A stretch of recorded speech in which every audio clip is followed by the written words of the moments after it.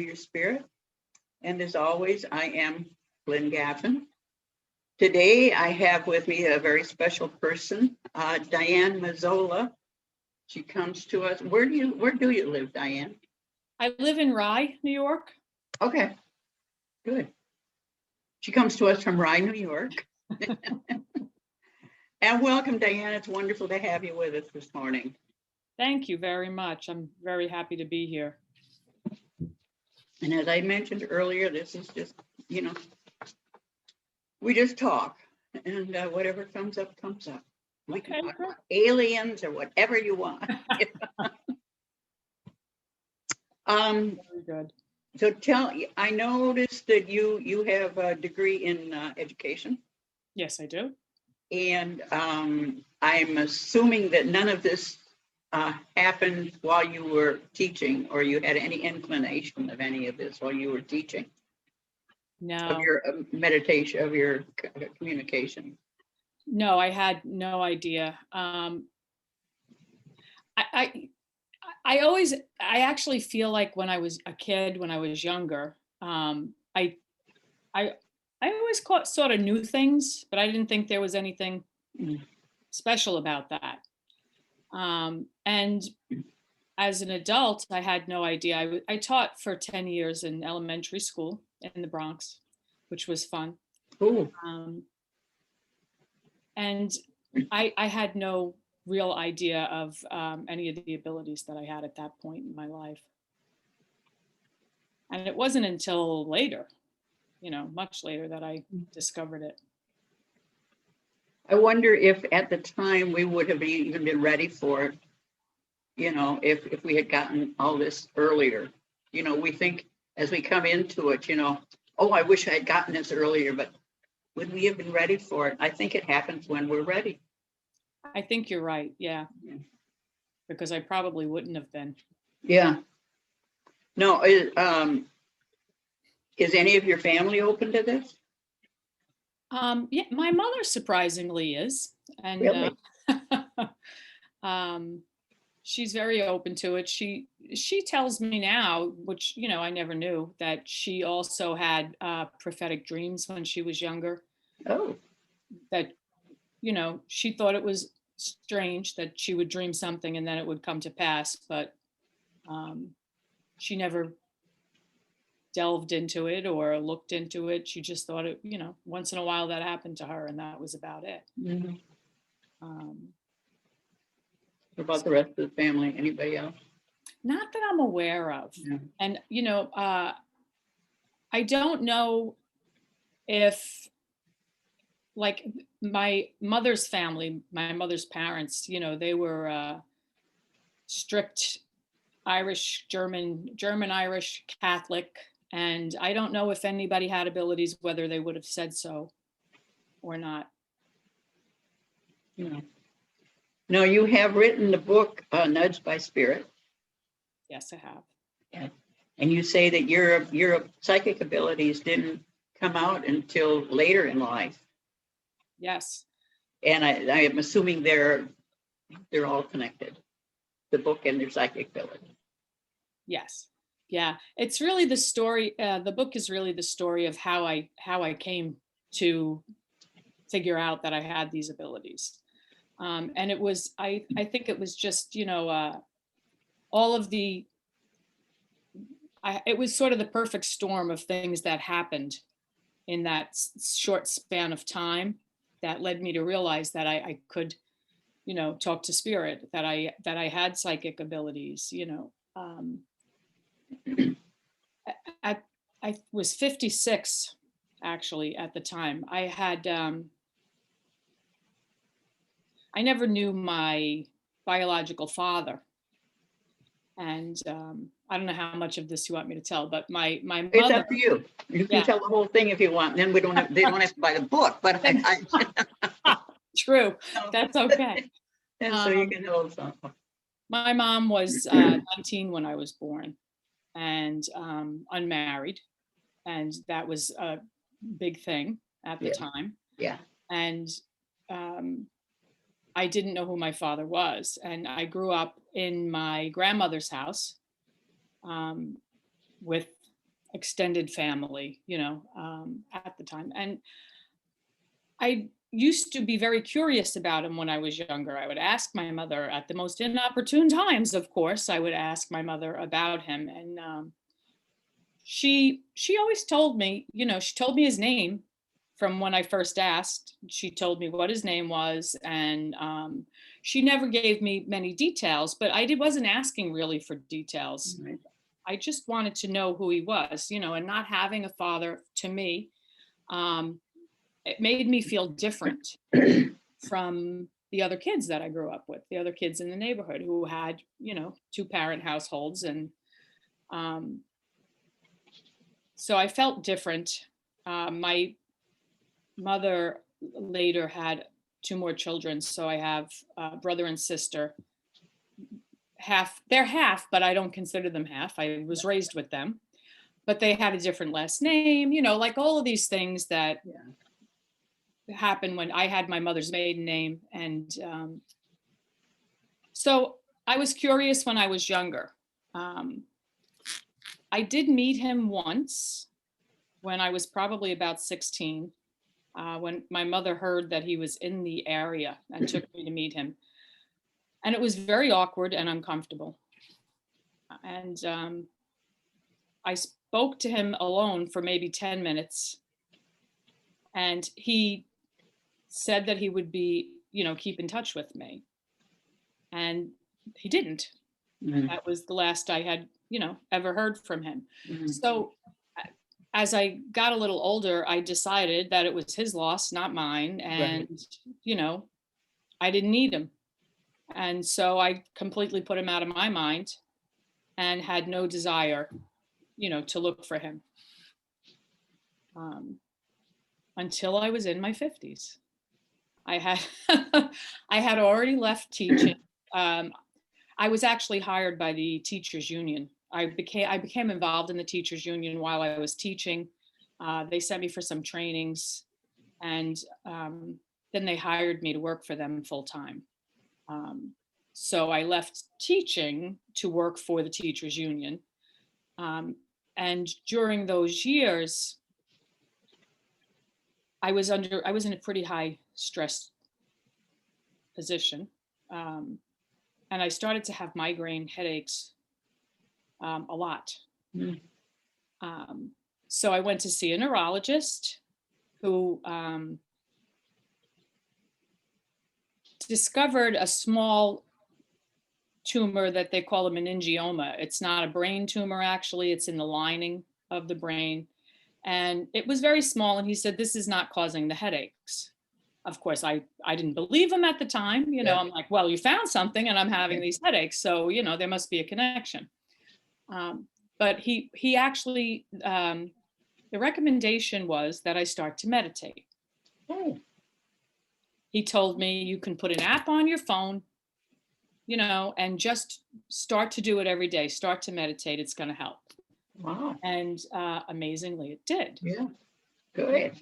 It really did. It made a big difference in the headaches. But I also had a very strange experience.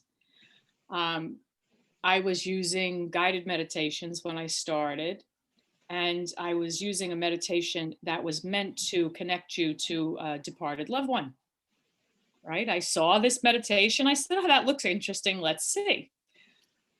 So I used to meditate. I worked in lower Manhattan. I was living in the Bronx at the time. And I used to take the express bus. And it took me an hour and a half at least to get downtown every day. So I figured that was the perfect time to meditate, right? What am I doing for an hour and a half? So I put my little earphones on and I do this meditation. And my grandmother had passed a few years earlier, and I was very close to her.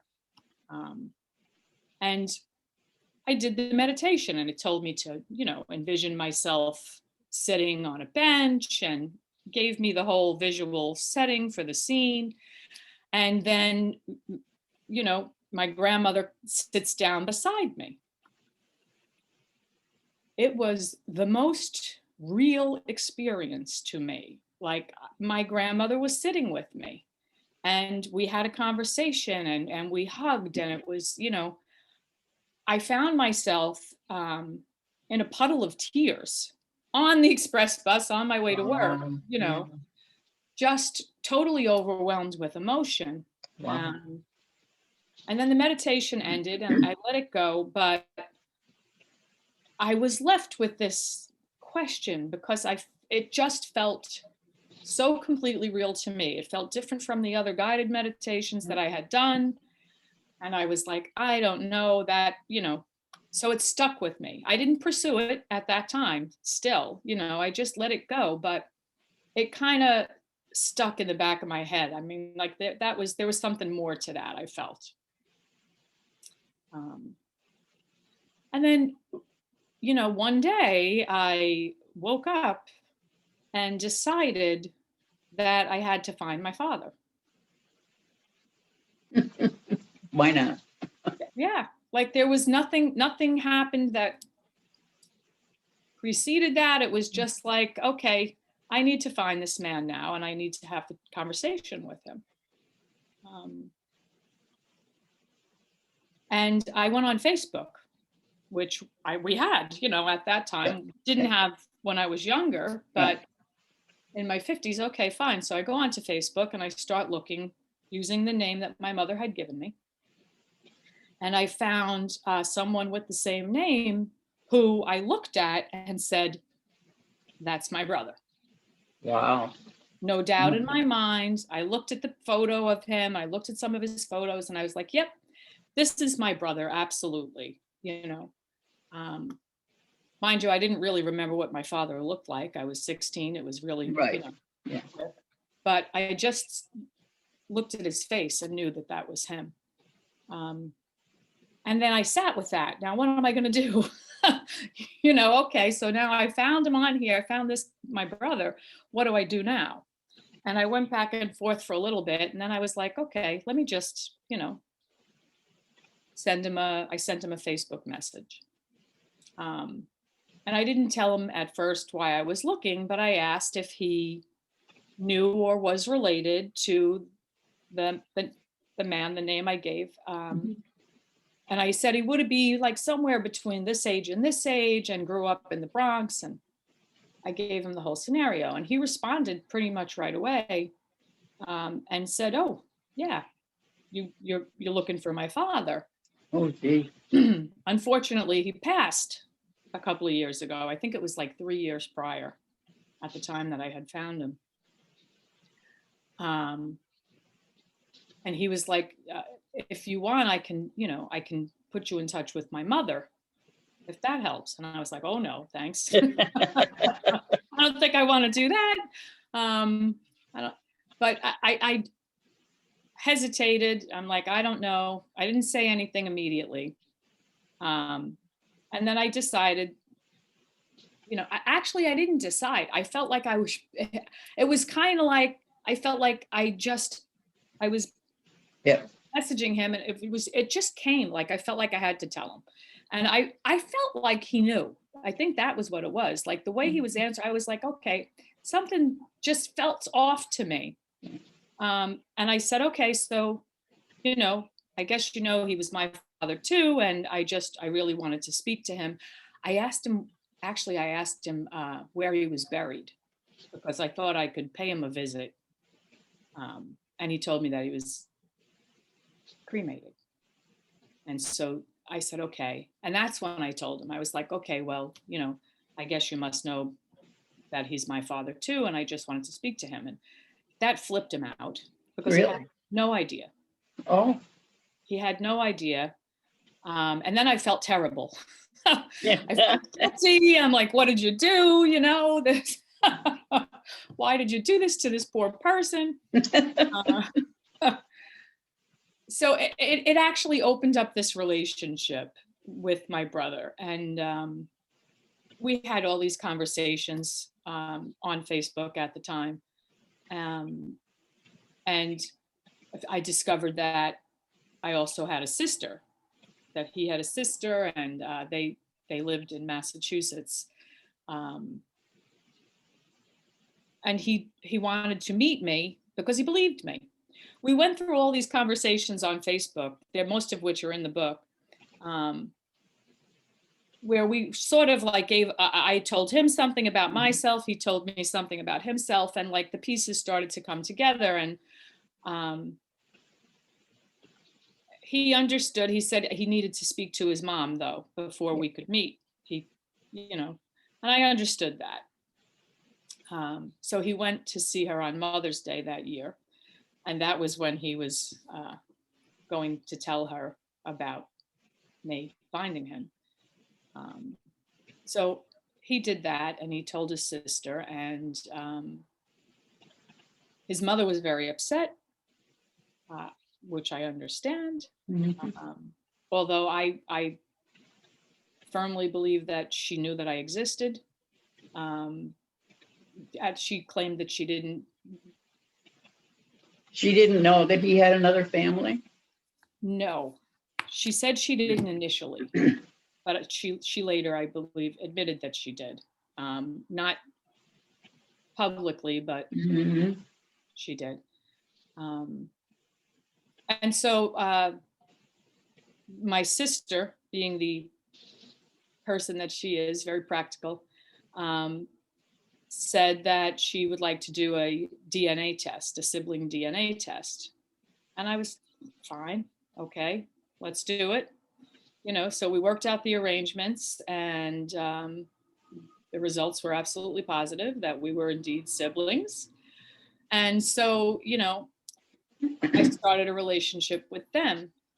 All of this kind of led me, the experience with the meditation and finding my siblings, that those experiences sort of merged and came together, and I started to feel like I wanted to explore. So one of the first things I did was go see me. My daughter had been to see a medium when she'd lost her paternal grandparents. And so she actually booked me an appointment for my birthday gift. It was like, okay, let's go, we'll go get readings. And I was like, okay, great, let's see. And she happened to be a very good medium, and brought through all kinds of information. She brought through my grandmother, my father, who I couldn't really confirm any information, Right. but he came through, and he came through with an apology. It was like, it was just too real for me. I was like, okay, there's definitely something going on here. So then I decided I needed to explore it more for myself. And that's what I did. I took some initial classes, was very surprised. First, I took psychic development classes before mediumship, and was amazed. It's like, wow. How did I like the exercises I was doing very well with, and I was very surprised by that.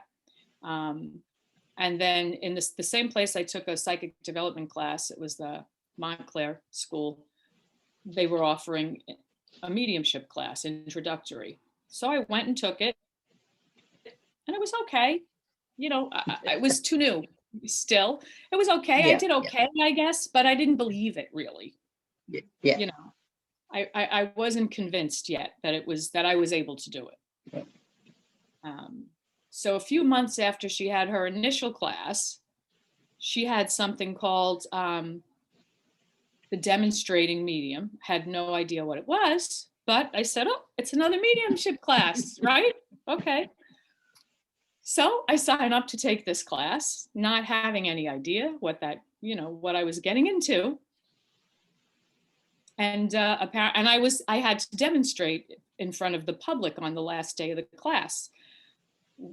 And I was scared to death, because I'm like, I don't even know if I can really I'm still trying to convince myself that this works, and it was in person. They came to her studio. People came. I don't know how many people were there, and it was my turn, and I got up there, and I didn't hesitate once. It was I felt them come in. I felt these tingles. Yeah. I gave messages. And it was incredible. I was amazed. When I sat down, I was like, oh my God. Yeah. Yeah. Yep. Yep. Really? You do? You know what I'm talking about? Yeah. Yeah. I still get that way. Yeah, I do too. It's Yeah. like, but so, and that is how that all started. And as I began working with it and taking additional classes, of course, it was never that easy again. Yeah. That Right. was, Yeah. They kind of show you and then they say, okay, work for it. right, exactly. Because that was just like unbelievably easy and amazing. Then it wasn't anymore. then exactly, I had to work for it. So, it led me to take additional classes and work with different people, and I had more experiences. And when you're taking classes, as you know, I'm sure, you get messages all the time because you're practicing all the Yeah. time. Yeah. Yeah. And my father continued to come through on a regular basis. It was my father and my grandmother were constants. Really? Yeah. And my brother, who had passed on that side, on my half brother that I found, Paul, passed. Oh, he has passed. The He one had that you were passed. on. Yeah, he passed a couple of years after we met. And I did meet them in person, and we spent some time together. Not enough, of course, but Right. and then he started to come through in all these practice sessions as well. And it just, like, the more I did it, the more I felt like I had to do it, and I needed to do it. And the more I sat, and I sit differently now. I don't necessarily need guided meditations anymore when I sit. And I felt like, I actually felt like I was pushed by him. I feel like he needed me to do this. My father. I really do feel like he influenced me from the get-go. I believe that he influenced me to look for him on that day. Oh, I'm sure. And in addition to his passing and my brother passing, their mom additionally passed a little while later. So I also feel like he wanted me to meet them, that was important to him. So my sister Dawn and I have become very close. So it's like, I believe that was the plan all along. Yeah. Oh. Oh, yeah. You can look back and see the twists and turns and everything that get you to where you are. I can look back 40, 50 years and say, this is, and it doesn't happen overnight, but it gets you to where you're supposed to be. Yeah. So that's really what the book is all about. The book is all about how the story, finding them, and then the initial, phases of mediumship when I started, and some of the classes that I took. Now, have you had any pushback on this, on doing the book? A little bit, not too much, but not from them. My sister has been completely supportive. Dawn, I did speak to her before I wrote it, because it's sensitive information, and so we discussed it, and she was like, look, it's your story, you tell it however you want to tell it, and I'm behind you 100%. So not from that side at all. Just a little bit from some of my family, but that they're all accepting it at this point. Yeah. So what about mediumship? Do they all are they all open to this, to the mediumship? It's funny, Dawn, unbeknownst to me, after her mom passed, went through a little spiritual awakening herself, that we eventually discussed. And she took some classes in Reiki, and she first experienced Reiki when she was on a road trip, and she was in Sedona, and she saw this. They were at a spa, and she saw massages, and she wanted a Reiki massage. She had no idea what it was, but she was like, "All right, I don't know what that is. It's an experience. I'll try it." And also was completely amazed at the healing that she received, and like she felt something. She felt that there was something going on with that, and she wanted to then learn how to do that. So she started taking classes for that. And it's so strange how it happened, separate and apart, but all came together at the same time. So Dawn is very open to it. My family, they're supportive. My mother is very open to it. I also joined a spiritualist church, as you know. During this whole process, I'm a member of Albertson Memorial Church of Spiritualism. And my mom was not very Catholic, but she went to Catholic school. She was raised in that religion. I really was raised hardly with hardly any religion at all, personally. Like they were not very practicing people when I was growing up. Yeah. But as she became older, she had returned to church and asked me about the church that I was going to, because I talked about it. I was, happy to find the place and enjoying it. And she asked if she could come with me to a service. So I brought her to a service, and because she became a member. She loves it. The principles, like they did for me the first time I went, the principles just make so much sense to me, and she absolutely loves it. So great. Now, how did you happen to decide to go to a spiritualist church rather than just keep on with your mediumship development? That's also a fun story. Yeah, because I discovered mediumship before I discovered spiritualism. I took a class. I took a class at the Journey Within with Mavis Patilla, who I had heard about in this center that I was going to for classes. I heard, people talking about Mavis Patilla and who's doing this with, and I'm like, okay, who is this lady? Apparently she's very good. And if she's that good, I want to learn from her too. Right. So I saw that she, I heard that she was giving a class. I had never heard of the Journey Within.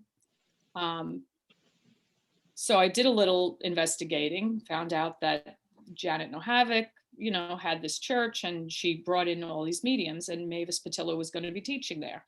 So I took a 4-day, I think it was 4 or 5 day workshop with her.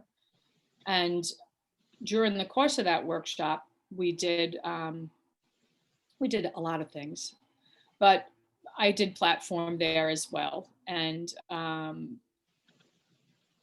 Mavis is an amazing techer, because that's what I hear. Yeah, she really is an amazing teacher. And when I was done, what she said to me, and I have told her, I don't know if she remembers, but she said to me, she stopped me when I was going off and getting in my head, because we do that. Yep. Especially early, right? And she stopped me, but she said to me, you need to do this. And I would really like to see you sitting for exams as a spiritualist medium. And you need to get into, and she said to me, you can do it through Morris Pratt. I had no idea what Morris Pratt was, and Janet is an SNU medium, and Mavis is as well. Yep. But Mavis said, you can take classes through Morris Pratt here in the United States. And I was like, oh, okay. didn't know much about it still, but Mavis Patilla said I should take classes through Morris Pratt. So I found, I looked it up and I enrolled right away because, that's what she said I should do. And I have said to her, you have to understand what the effect that your words have on people, right? So she told me that I should do this, and I said, I'm doing it. And it turns out that it was the right thing for me. I started the coursework before I found the church that I wanted to attend. But I did go to the NSAC website and I looked for churches, and I was still living in the Bronx. Old Greenwich is not so far from me, So I went and I loved it. And I've stayed, and I see I'm on the board of directors at Albertson, and I am finishing my Morris Pratt classwork now. I'm in lesson 30. Oh, good for you. Yeah, lesson 30 is a killer. Well, it's changed since I took it, but it took me 5 years to get through. Because I didn't do it, sit down every night and do it and that, but it was 5 years. I was doing 5 years. Yeah. It's probably four for me. It's about 4 years. Yeah. And it was start and stop in the beginning, what I found out writing the book. The other thing was have always been told that I'm supposed to write a book. My grandmother, when she comes through, has asked about the book through different mediums at separate times. When are you going to write your book? When are you going to write your book? So when I decided that maybe I would give it a shot, what I learned was to start doing a little bit every day. Yeah. I would get up in the morning and write for an hour and a half, in the morning early. And I started doing that with the Morris Pratt lessons, just doing a little bit every morning. And that's how I got through, because in the beginning it was start and stop, a month, 2 months, 3 months before I submit the next lesson. But once I started. Does anybody have the book? Does anybody have the book? They're hard to find. Some of those books, they're impossible to find. Yeah. But so that's that story. Now, when you are you working outside of the home? You work? I'm still working for the teachers union. Okay. Now, are you able to apply any of what you have learned or feel to your job or with the people around you? Yes. What I believe that I've been using my psychic abilities for years without realizing it. Mm-hmm. I was an arbitration advocate. When they hired me, they trained me in how to do arbitrations.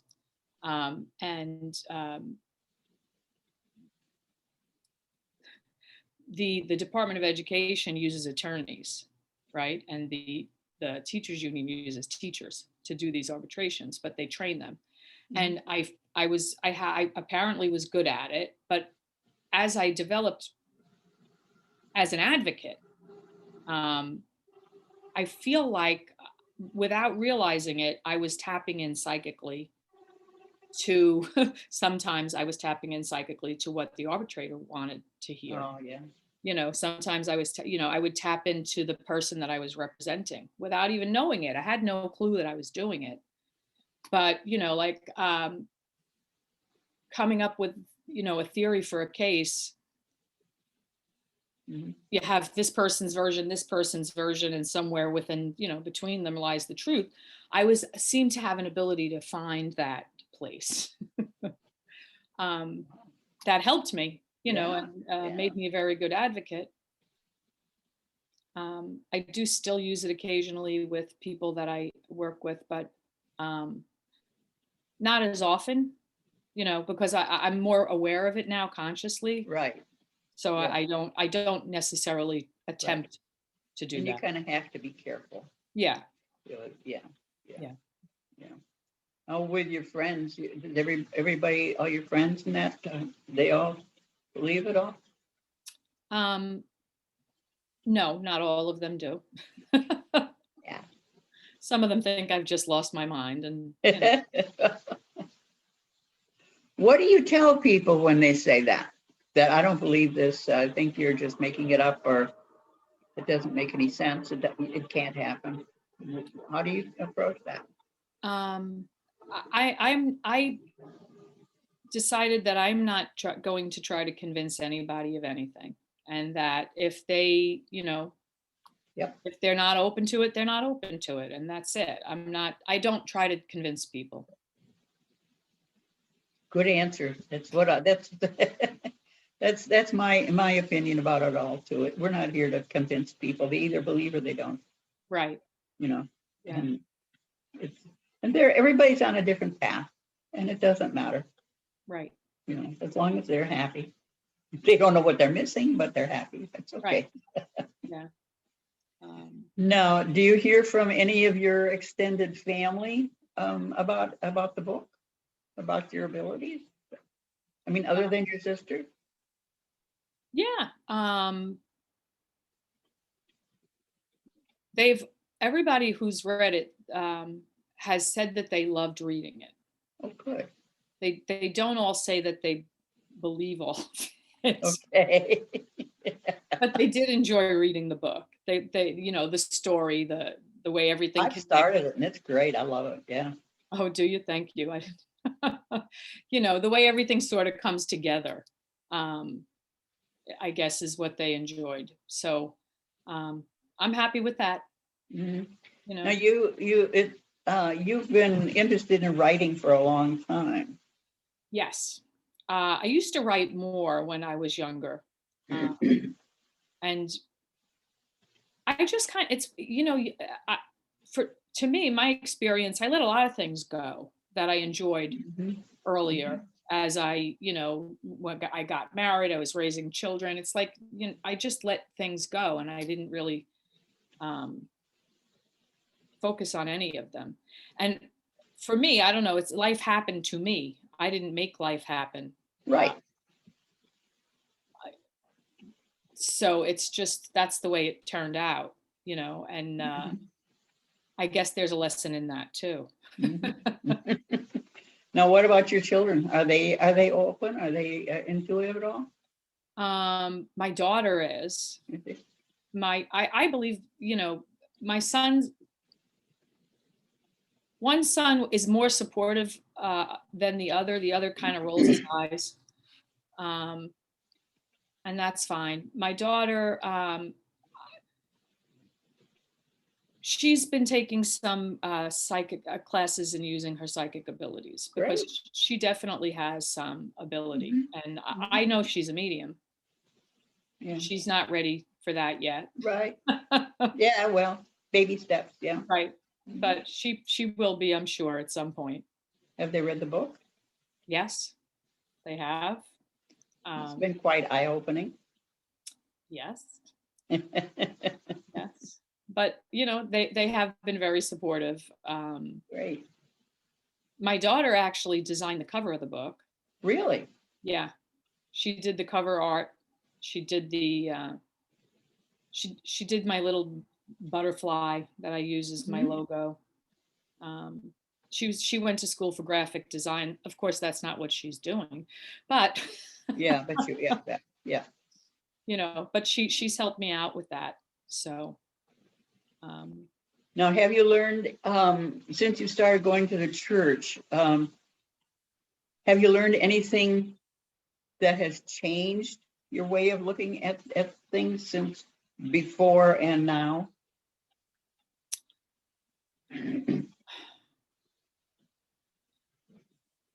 Yes, I believe I've become more spiritual. I was amazed at the phenomena. I was amazed that I could do it. I was amazed that other people could do it when I started. coming to the church, doing the lessons as because I've been doing the lessons as all of this stuff has unfolded. As I've gone through this journey, I've been doing it Mhm. sort of while I've been learning. And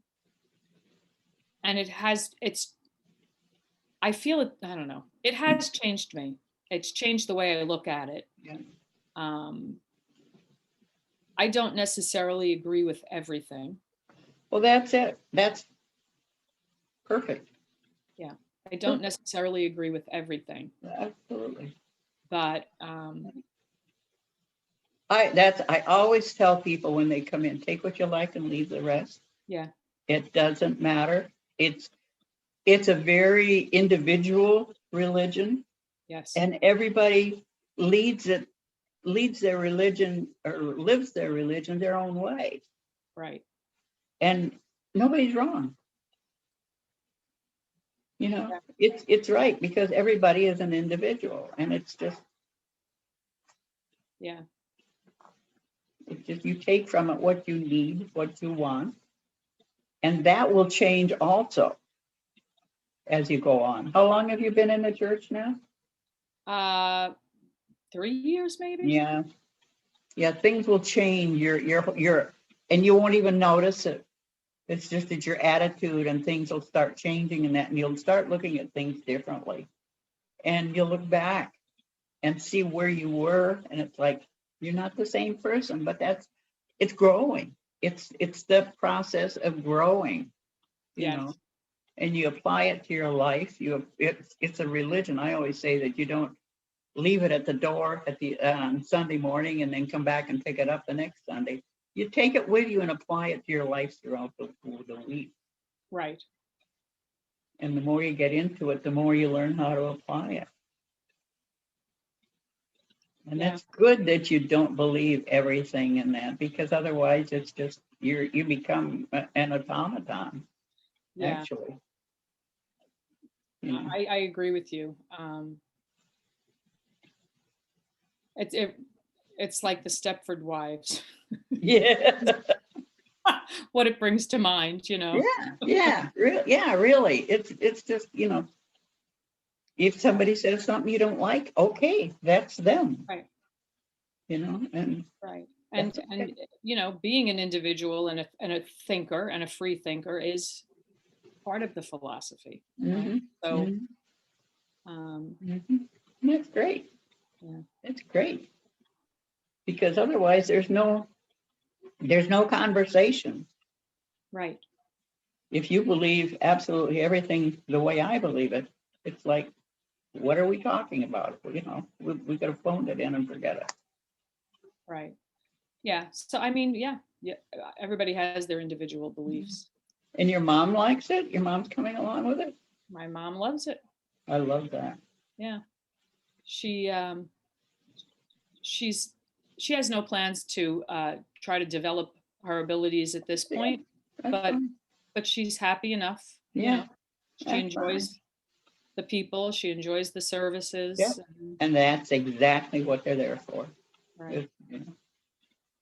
It's like, if you want to learn mediumship and development, that's fine. If you don't, that's fine too. Right. There's no set ways of what you have to do. It's just, we're just open. Yeah. And we that surprised me though, that she really liked it so much, and that I was a little surprised by it. But again, I've come to know her more as a person as I've gotten older. And not just my mother. So now, have your children come to any of the services? My daughter came once in person. She occasionally attends, the Zoom online services. But no, none of the others have. The boys haven't. Yeah. They're harder to convince. Men are. Yeah. Yeah, I've got 2 boys, and they think as long as mom's happy, that's fine. Exactly. Exactly. And that's okay. Absolutely. My one son will call me every once in a while and say, who do you think's going to win the game? I don't know. knew that. If I knew all that stuff, I could really cash in. Yeah, wouldn't that be great? Doesn't work that way. But now, are you still going to classes? Yeah, I think I've become like a mediumship junkie, you know, the class. I've taken a lot of classes, and I'm slowing down. I have decided that it's time to slow down with the classes and focus more on what's working and not working with me. Do you teach? No, not yet. Maybe later. Do you give readings? I do give readings. I haven't really started doing them professionally. I have a website, but I haven't actually done any. What's your website? DianeFrancisMedium.com. That's good. My mother's name is Frances, and I have my name is Diane Francis, so I just use Diane Francis Medium. She's Frances Diana. Oh, really? Yeah. Yeah. Which I found interesting. Yeah, I noticed your book is written by Diane Francis. Mm-hmm. Yeah. Are you using that name professionally or just because? I made a decision at some point that I would use that as my, professionally. We'll see how that goes too. I'm still working. I was hoping I could retire the end of this year, but that's not going to work. So I have to work another year. People at work don't have any idea. They don't. No. So we'll see how long that lasts. Yes, especially if this goes out. Yep. You're telling the world. No, I think it's great. I really appreciate you coming on. No, I think it's wonderful. And sometimes we kind of have to slow down as far as the classes go. Yeah. Because you just kind of have to let things settle. Yeah, exactly. And it changes all the time. Yeah. I'm finding it changes all the time. Like, there's a period of time where I was great with certain things, clairvoyance primarily. And then it changes. And then I'm not getting so much clairvoyance and I'm getting more clairsentience, and I have to adjust and try to figure that out. So it changes, regularly. Mm-hmm. And it will continue to change. We don't stay on one level, and that we don't want to. We want to continue to grow. There is no end of learning as far as mediumship and spirituality is concerned. It's just there, and it continues to grow as we continue to grow. Yes. Because as we continue to grow, we understand more things that we didn't. Right. At the beginning. And I also have been exploring so many things. I've taken some trance classes, which I love. Some physical mediumship classes. Like it's still relatively new to me. It's only a few years. And so I'm exploring, different avenues, and the healing, which I love as well. I plan to pursue certification in healing as a commissioned healer.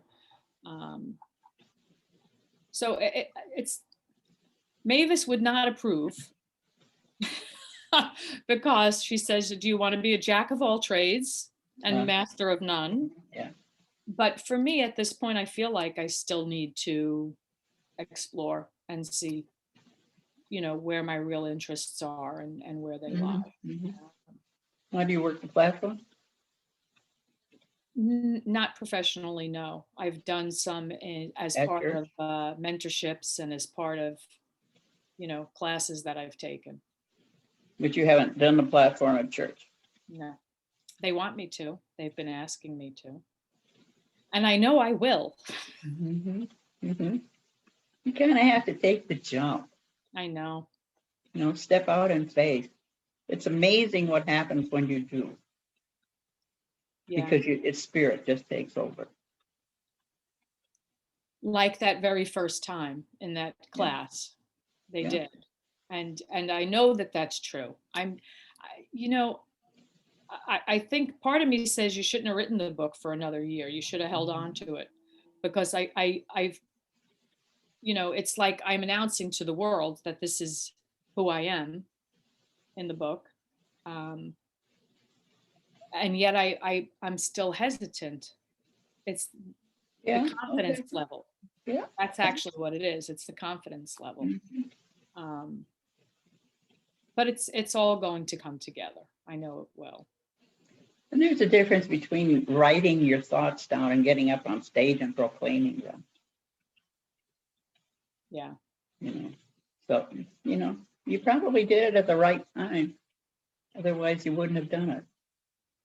And things just started to roll from there. And that's what confuses so many people, is all of a sudden this snowball starts. Yeah.